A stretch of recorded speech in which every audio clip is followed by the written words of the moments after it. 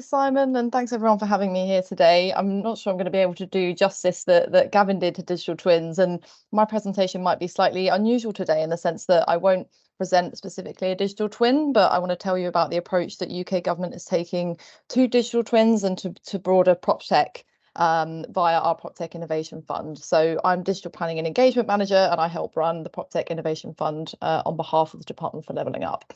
So I'll just tell you a little about what our kind of problem statement was, why we started the PropTech Fund work that we're doing, how our program functions, and what pilots have been going on in the fund that you'll hear about in kind of future digital twin calls later this month and next month.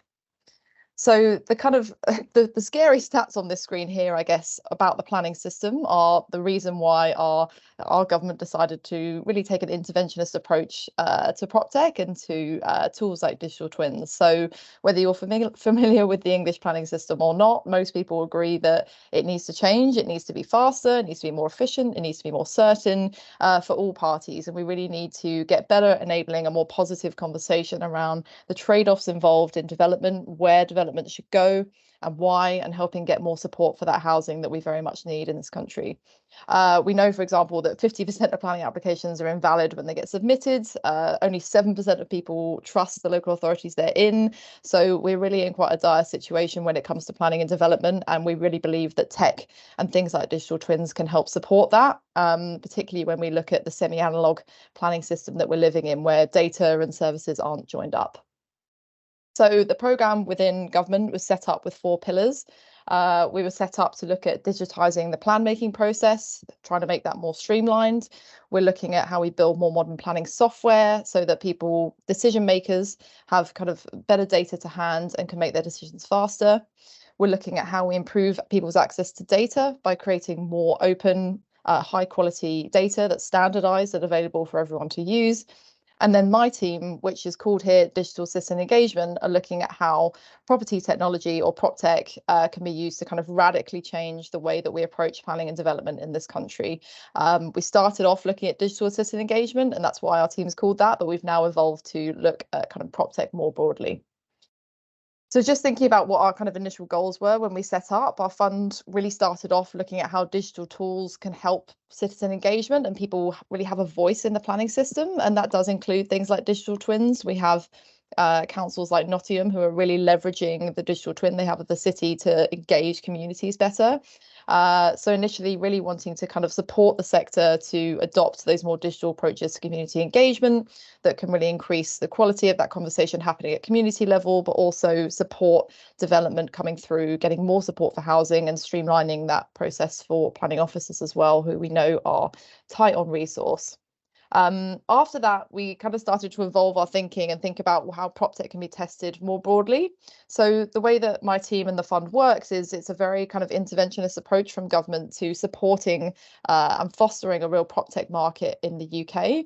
Our fund was launched in 2021, and we really want to kind of support the widespread adoption of tools like digital twins across local authorities in particular.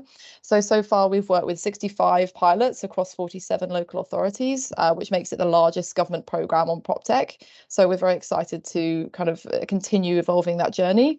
Everyone you can see on screen are the kind of local authorities we've worked with, but I think what's important here is that there's obviously a whole load of kind of private sector tech companies and industry stakeholders who are trying to bring along the journey with us. And the beauty of this call is that everyone here is kind of interested in this work, and I think the greatest success will come from when we co-design a lot of these solutions together and try and, there's a lot of barriers we're coming up against, and it's only as a kind of a wider cohort and learning even internationally from what other people are doing that we can really progress.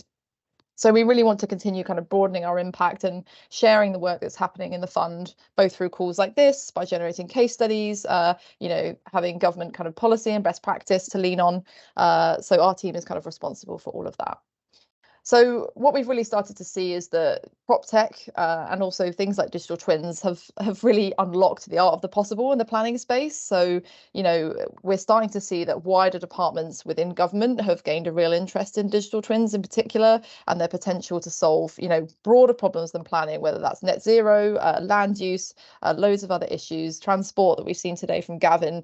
I think the interest is really, really picking up, and our fund has been seen as a kind of initial test bed where we've been able to de-risk some of that work and demonstrate a real policy use case for digital twins and for PropTech more broadly. You can see that, you know, we were featured in OECD, the same with the Geospatial Commission's report. So the links that we have now with other government departments who are all picking up digital twins as a tool is very exciting. And I think it's something we should be leveraging, particularly in the UK.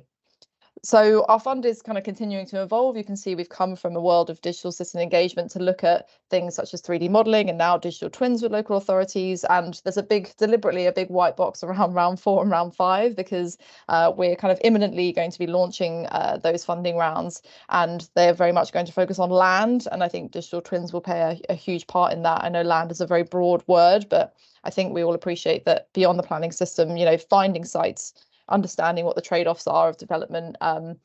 There's a lot of issues around land that PropTech and digital twins in particular can support with. So that's kind of the future direction of our funding.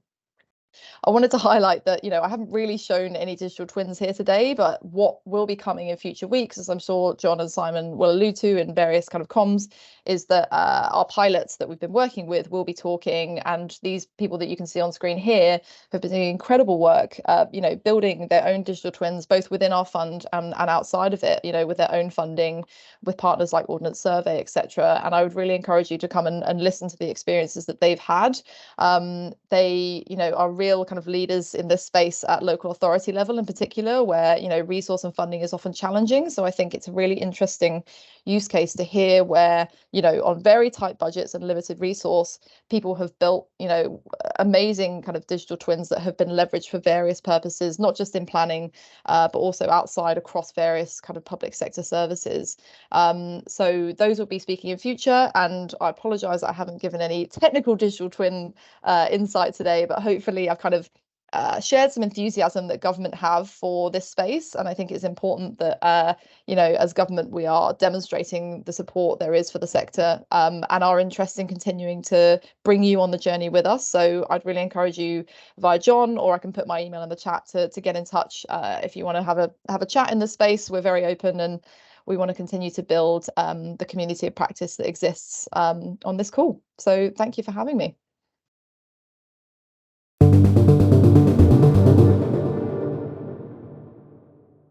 Our next 2 questions are for yourself at the moment, Lou. I'll take them in order, the first one being highlighted here purple.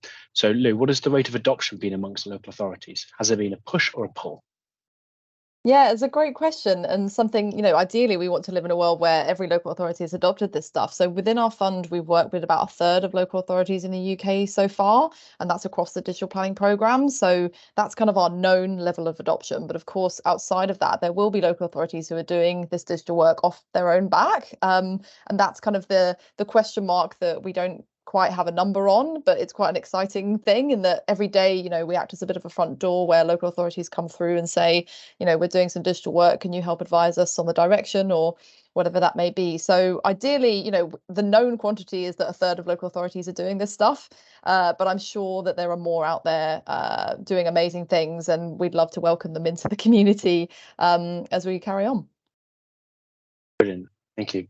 And the link question here is, what interest has there been from using digital twins to showcase the impact of impact on local areas during the build process, knowing there are capabilities out there that can help local authorities visualize and manage the site? Yeah, I love this question because we focus a lot on how we use the tech to get the things through the planning system, but actually when it's being built, how do we ensure communities are kept on board and aren't, you know, bothered by the development that's happening, I guess. And I think there's been pilots happening with Alan Turing Institute, plus some digital twin work. So combining AI and digital twins in order to test those different scenarios. So scenario modeling. I know Newcastle have been doing that and thinking about putting different metrics in, how you can ensure kind of good air quality whilst allowing other things to happen at the same time. So yeah, I think there's a really interesting point there. And I think perhaps AI could be a way to test those scenarios. So thank you for that. Lou, the next question for yourself, I'll read it verbatim, but of course answer as much as you can do. Can you speak to the government's stance on how to handle and secure all the data digital twins of the future are likely to collect and use? Yeah, this is a challenging one, and I can't pretend to have all the answers to this, but it's certainly something that, at least at ministerial level, is a conversation happening with other governments who have done digital twins at central government level, whether that's Singapore or otherwise, because of course we haven't kind of approached it at central government level yet. I know that local authorities are asking themselves the same question. What I have heard is that local authorities are kind of finding digital twins very useful for weeding out kind of vulnerabilities, whether that's in kind of security or data services. So, turning that on its head, I think they're finding as actually a positive for data for them. But yeah, there are certainly conversations happening elsewhere in government, way above my head, I'm afraid, on how we ensure the data security of digital twins.